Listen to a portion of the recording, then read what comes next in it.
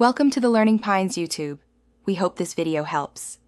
You start by eliminating easy bottlenecks, close background apps and resource-heavy programs so the game gets CPU and RAM it needs.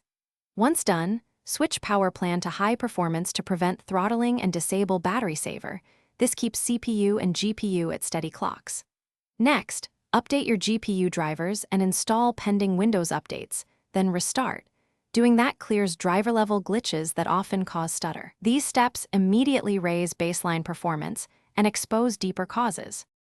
Now refine how the game and system interact. Cap the frame rate close to your monitor refresh to avoid microstutter from massive FPS swings.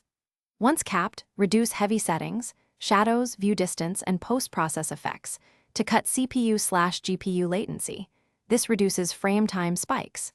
Make sure to enable V-Sync or your adaptive sync solution, G-Sync/FreeSync, only if tears or uneven frame delivery continue, because it smooths presentation timing. Also check game-specific frame pace. For persistent stutter, dive deeper. Test RAM for errors and confirm dual-channel operation, because single-channel or faulty RAM causes uneven frame times. Once verified, inspect storage. Move the game to an NVMe or healthy SSD, update NVMe drivers, and avoid running games from fragmented HDDs. I/O stalls manifest as hitching. Also disable overlays and background services that inject hooks. If problems remain, one key troubleshooting tip. Use a frame time capture tool to identify whether CPU, GPU, or I/O is creating the spikes, then target that subsystem.